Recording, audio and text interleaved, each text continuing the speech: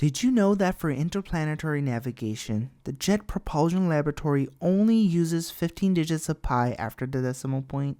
If you calculate the circumference of a circle with radius equal to the distance between the Earth and Voyager 1 using the actual value of pi, and then the approximation using only 15 digits, the error would be around 1 centimeter. But why do we mention this, other than to give you a chance to win some nerdy trivia? The reason is to show you that sometimes an approximation is good enough. Virtually all domains of knowledge use functions, and we may need to find values using them. How to actually calculate values using them is not at all obvious. What if we could use some easy operations like addition and multiplication to get a good enough value? But how would one go about doing such a thing? How to be sure our easy calculations correspond to the real value well enough? Given you clicked on this video, it may not surprise you that the answer is Taylor series. But how do these accomplish such a goal? How can we interpret such a scary looking formula? Where does it come from? Alright, no need to panic. In this video, we will answer these and a few more. Let's get started. Consider the graph of some function f and pick some point with x-coordinate gamma. You have probably heard that the derivative at gamma is the gradient of the tangent line, the equation of which can be shown as. We can solve for y and arrange it in a way that doesn't match the gradient-intercept form, but which will be useful later on. But what is this tangent line really? You probably think about it as a line that touches a curve at one point. This is perfectly serviceable, but it's not the only one. Indeed, we can think of the tangent as the best possible line to replace the original function. If we get close enough, the differences between the graph of f and the line becomes less and less noticeable. Any other line would stick out, so this only works for the tangent since it has the same rate of change as f at point gamma. However, it takes quite a bit of zoom to see this. Look at our zoom. The problem is, of course, that a straight line is, well, straight. Using a line that could bend would be better to approximate the graph, right? However, if it's complicated, we won't be able to find or use it, so which function could we use that is easy to work with and still bends? Pause the video and try to guess it. If you wrote a quadratic function, you get 10 billion points. The quadratic function is a natural step upgrade from the linear function represented by the tangent. It's familiar to us, it can bend, and it just adds a quadratic term which isn't too difficult to calculate. Just like with the tangent though, we can't just pick any old quadratic. We want the best possible one. But how to find this? In other words, what values of a, b, and c in the general formula would work? Well, we needed to touch the graph of f at the same point, so that gives us one constraint. It would also be nice if the rate of change of both functions match one another. In other words, their derivatives at gamma should match, which gives us a second equation our constants must verify. Finally, we want them both to curve in the same way at gamma, but what controls the curvature? That would be the second derivative. And so we get a final constraint. The second derivative of both should be equal at gamma. This gives a final equation, at which point we have enough to solve for a, b, and c as follows, and then replace into the quadratic function.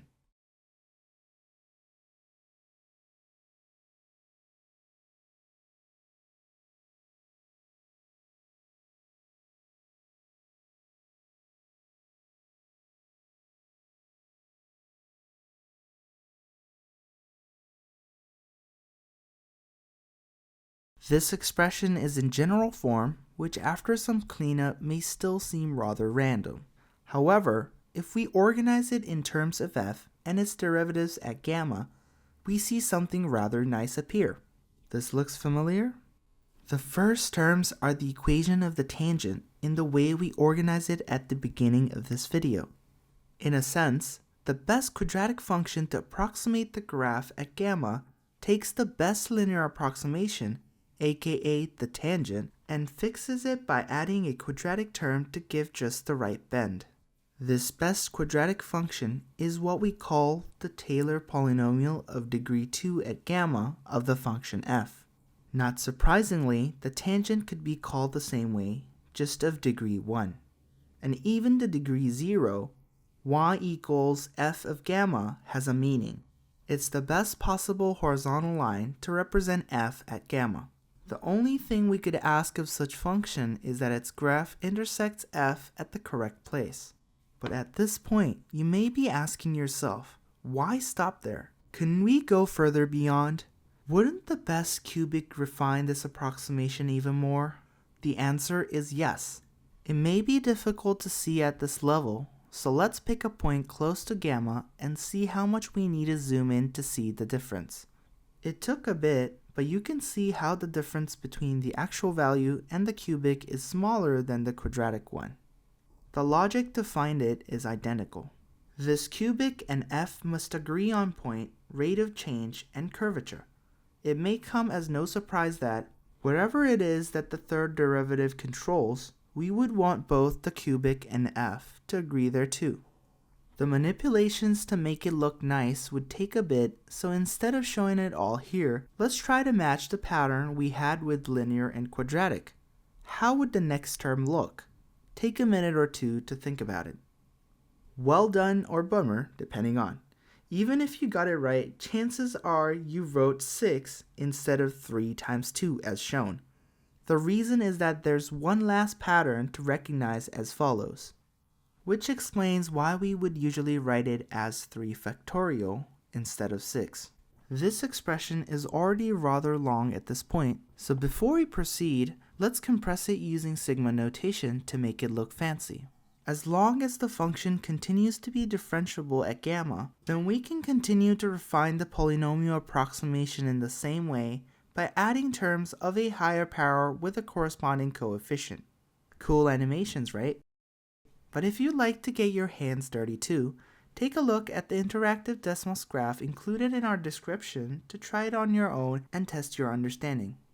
More generally, if we can do it n times, we would get what we call the nth Taylor polynomial. This is the best polynomial approximation of that degree to our function near gamma. Since you're watching this video, chances are that you are somewhat familiar with calculus, so wondering what would happen to n as it goes to infinity should be a natural question.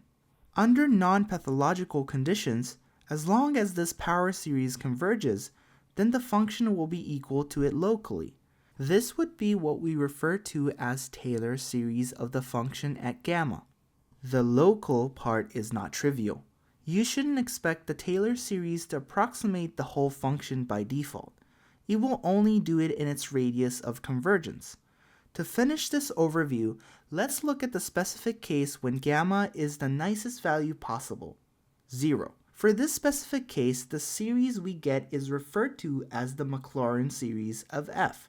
Not only does the formula become nicer itself compared to random values for any function, but if the radius of convergence is the whole domain, then we get the nicest power series representation for the whole function.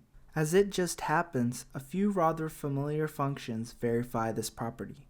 For instance, y equals sine of x, a variation of which we used as graph to illustrate the concepts at the beginning of the video. Cosine and transformations of such work as well, as does y equals e to the x, a rather popular function that shows up in calculus a lot. These are just some examples, but the same idea works for several other functions.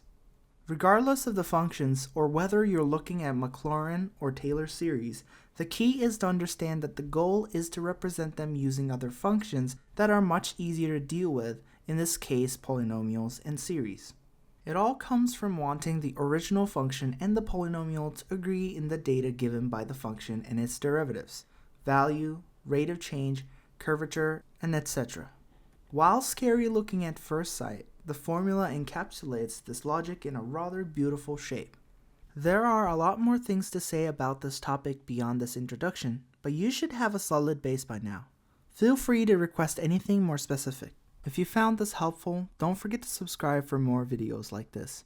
This video is brought to you by Lighthouse Global, your personal online tutoring for IB, college applications, and school subjects.